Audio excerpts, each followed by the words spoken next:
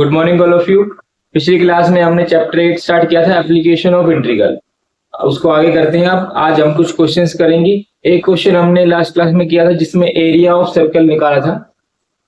अब एक नई प्रॉब्लम करते हैं। इसमें बोला गया है find the area of the region bounded by the curve y is equal to x square. ये कर्व की इक्वेशन है and the line y is equal to 4। So y is equal to x square. ये equation किसकी है? ये equation है parabola की। Parabola तो यहाँ पे y is equal to x square है, तो अलोंग द y एक्सिस होगा ये y is equal to x square. इसका ओरिजिन कहाँ पे होगा? हमारा x पे। ओके, सो ये हमारी कर्व की इक्वेशन हो गई। पैराबोला बन गया y is equal to x square और y इज इक्वल टू 4 कहाँ पे मिलेगा हमें? सपोज यहाँ पे मिलेगा। ये रफ कर्व होता है तो यहाँ पे सपोज कर लिया कि y इज इक्वल टू 4 यहाँ पे है। ओके, अब हमें क्या करना है? ये वाला रीजन का एरिया निकालना है। ओके,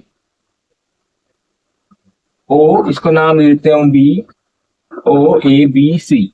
सो हम लोगों को ओ ए बी का एरिया निकालना है एंड ओ सी बी का एरिया निकालना है। अब यहाँ पे हम देखते हैं ये इसकी मिरर इमेज है, तो हम क्या करेंगे? ये वाला जो रीजन है अपना, इसका एरिया निकालेंगे और उसको हम 2 से मल्टीप्लाई कर देंगे तो कंप्लीट एरिया आ जाएगा।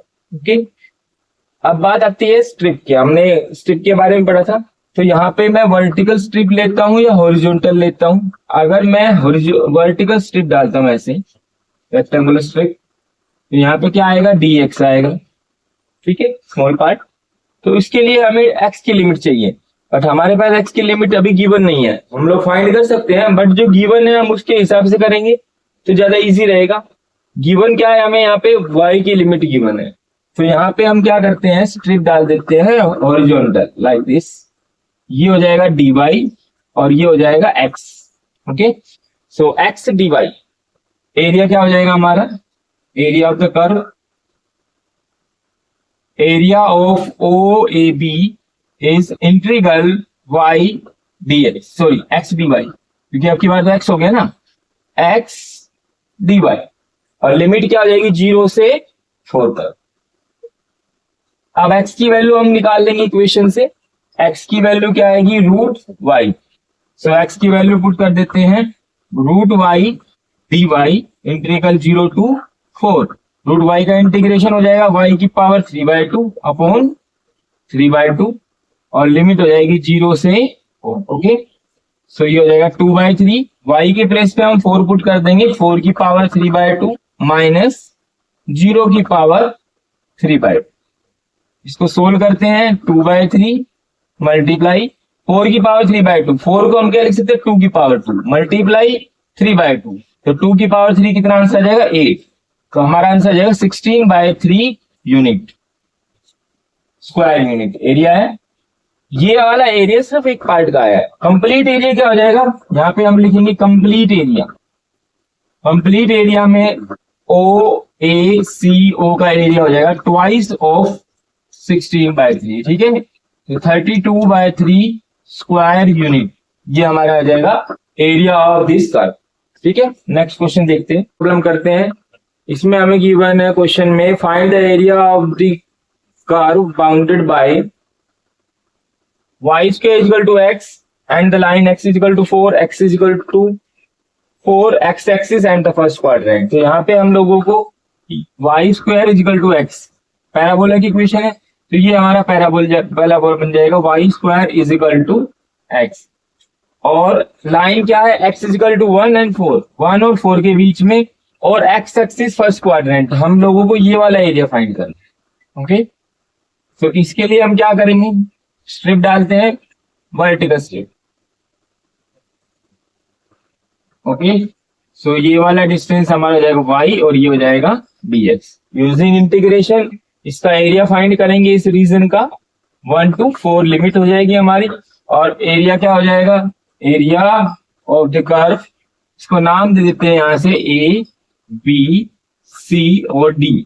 तो ये हो जाएगा a b c d a। a b c d a का एरिया क्या हो जाएगा? Integral y of dx। Okay, अब y इंटू dx। लिमिट क्या आ जाएगी? 1 से 4 तक, 1 to 4। y की वैल्यू निकालते हैं कर्व से।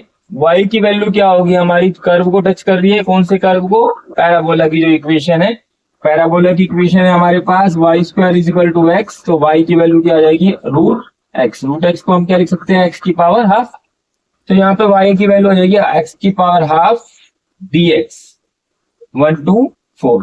ओके, फॉर्मूला यूज करेंगे, हमने फॉर्मूला पढ़ा हुआ है एक्स की पावर n dx का, क्या होता है एक्स की पावर n+1 तो यहाँ पे हाफ प्लस वन और लिमिट हो जाएगी 1 to 4। ओके, सोल्व करते हैं इसको, तो x टू दी पावर 3/2 और नीचे क्या आ जाएगा 3/2, 1 to 4 2/3 आ जाएगा, ये रेसिप्रोकल होगी, और x की लिमिट आ जाएगी हमारी, x की जगह हम 4 पुट कर देंगे, 3/2 -1 पुट कर देंगे 3/2। ओके, सोल्व करते हैं, 4 की पावर 3/2 अभी हमने लास्ट किया था, क्या आएगा आंसर 8 -1 और आंसर हो जाएगा 2/3 into 7, 14/3 square unit is the area of this region. Okay, next करते हैं, इसके बाद नेक्स्ट क्वेश्चन करते हैं, find the area of the region bounded by the ellipse. Ellipse given है, की बार हमें इलिप्स की इक्वेशन है x² / 16 y² / 9 = 1।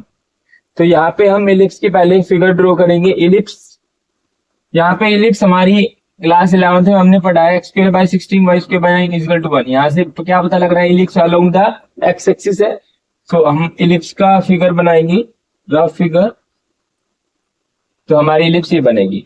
अगर ये y² / 16 होता और x² / 9 होता तो हमारी इलिप्स कुछ ऐसे बनती, along the y axis.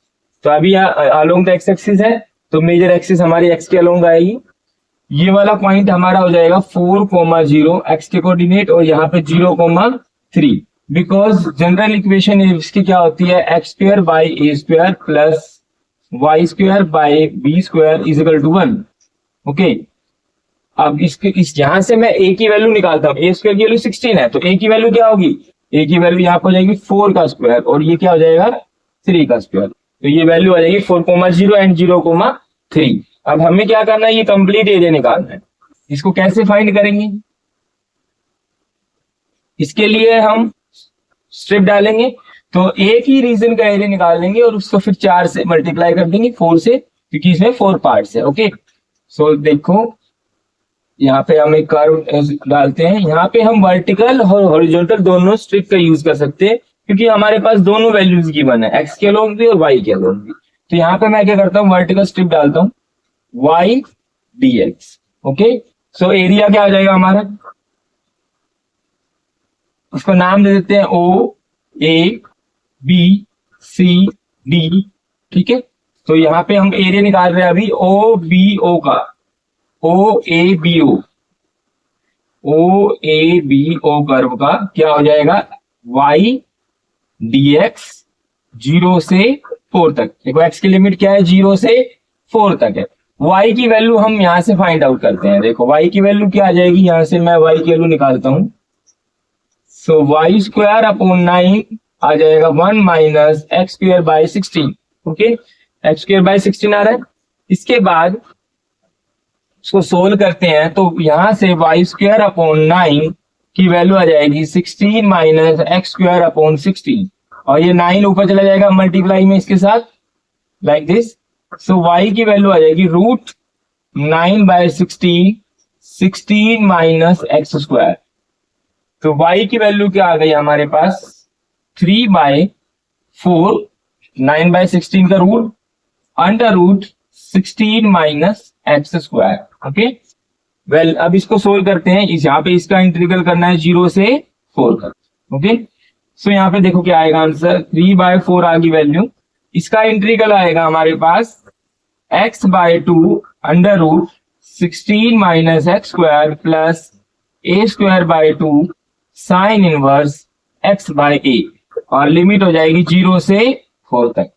Okay, limit put करते हैं, 3/4 4/2 √16 - 16 प्लस यहाँ पे a² की वैल्यू क्या होगी हमारी, a² की वैल्यू पुट करते हैं, क्या आएगी 16 आएगी। ठीक है, क्योंकि ये a है ना, तो 16/2 हो जाएगा 8 साइन इनवर्स 4 ए की वैल्यू क्या आएगी 4, 4/4 1 माइनस 0 पुट करेंगे, देखो 0/2 ये पूरा 0 हो जाएगा, साइन इनवर्स 0 भी क्या हो जाएगा 0 हो जाएगा।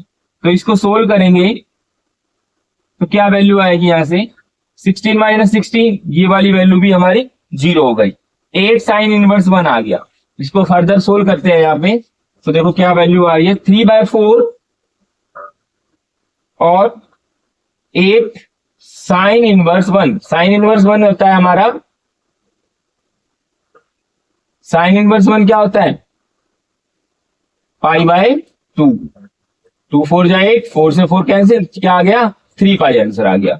तो कंप्लीट एरिया क्या हो जाएगा पूरे फिगर का 4 × 3π दैट इज 12π। ठीक है, तो 12π क्या आ जाएगा हमारा आंसर आ जाएगा 12π is the area of the curve, area of the region of the ellipse. Okay.